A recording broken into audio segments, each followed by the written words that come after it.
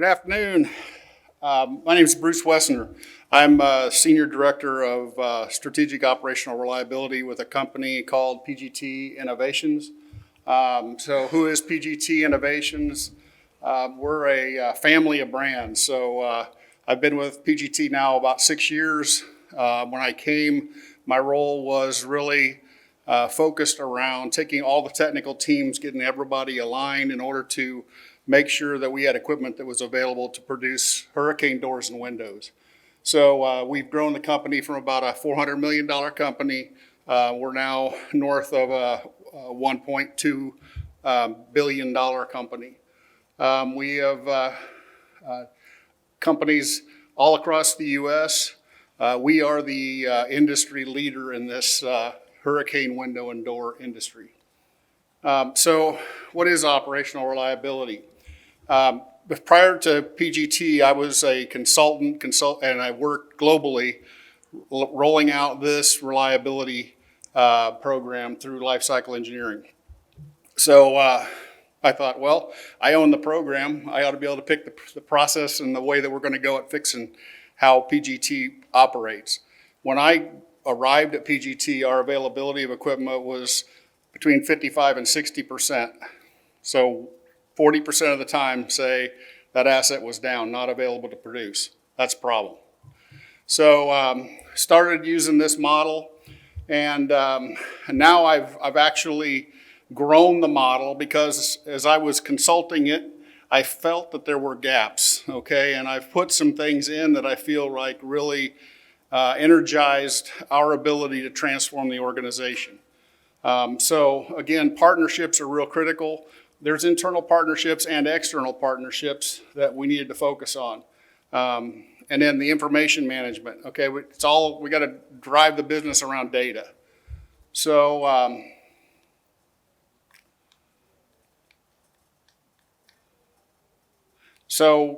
with it, I developed this asset management policy, and really it's, focus on the important stuff.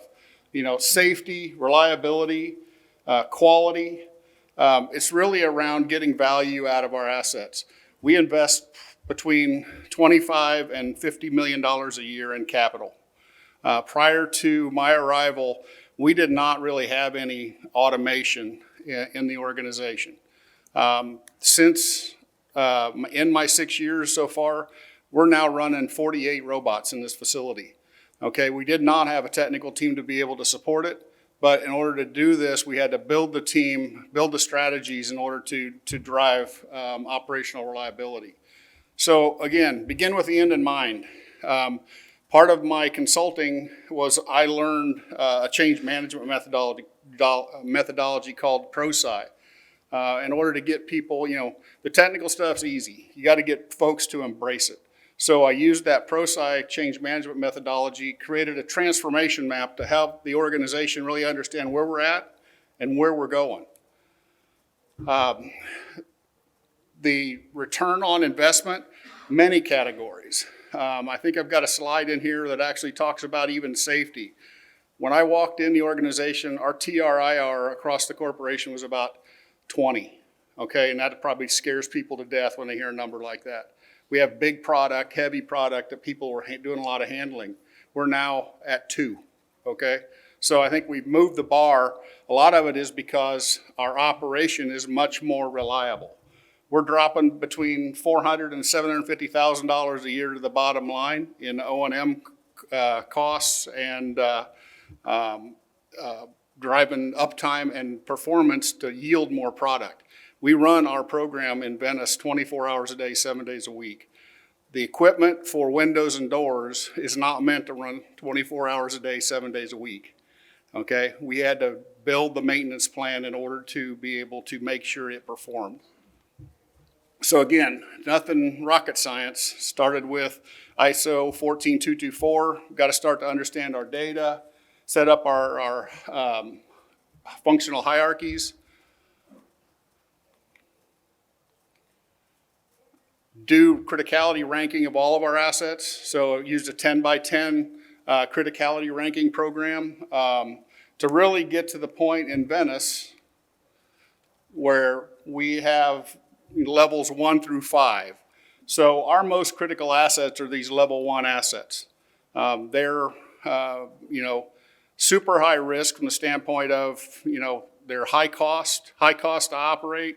And if they shut down, they're a single point failure. So we don't really have some redundancy in place that we need. So, there we needed to develop maintenance strategies that were pretty deep.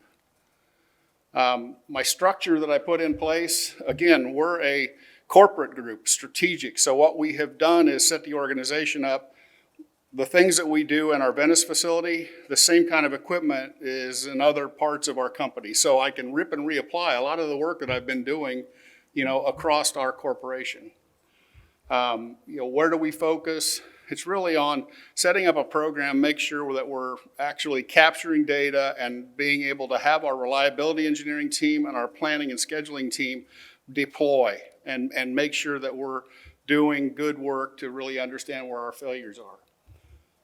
We have a Tuesday compliance. We call it Compliance Tuesday. So what about KPIs? I've heard several conversations today and presentations about KPIs. So we're tracking KPIs. Unplanned hours of work. We do operator care. So when I came to PGT, maintenance was looked at as the owners of the assets. And it was like, no, we're going to flip this around. Operations owns the assets. They need to be the ones taking care of it. So there's these operator care tasks or PMs that operators do. They're the tip of the spear. If they see something, they issue work orders to us. Otherwise, we measure ourselves on schedule compliance of our preventive work. And that's in the lower section here. We did start out only in Venice. We've now deployed this across all 13 of our sites. So we have over 6,600 employees across the corporation, running in 13 facilities. So this is just an idea that I thought, well, it's interesting when you start to look at data. This year we visualized our data. We were using a maintenance management system, and we had all this data that when I first came, we weren't collecting good data. So we drew a line and said, as of year one, at the end of year one, we're going to start to measure ourselves from there. So 2016 is when I first came. So you can look at it, and the yellow is all urgent work, and the red is emergency work.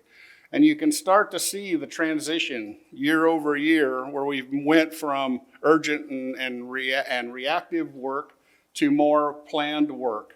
And these graphs really, I hadn't really looked at it, so I was putting this together in this way, and this kind of tells a cool story that we continue to mature, we continue to stabilize, we're doing the right things. This last year we took, again, I talked about the mission is collecting data, good data. There's never perfect data, okay? But I thought, we got all this captured in the maintenance management system. We got to get it visualized some way. So my team, I tasked my reliability engineering manager and my planning and scheduling manager to get Power BI training, and now they have visualized our data so that we can really understand where our bad actors are. Where are we spending our time, and where are we spending our money on parts? And you can see we've got some assets that are pretty high cost, okay, the high cost to operate. Again, these assets were not meant to run in a 24/7 operation, but we do, and again, we get more performance out of them than anybody in the world. The OEMs of those machines said in dog years, we definitely outpace the rest of the industry, and we test their equipment, to a pretty high level. But again, it depends on the audience, and we've got several different views of the KPIs. We started this last year having monthly conversations with the operations team, having them understand where do the reliability engineers spend their time.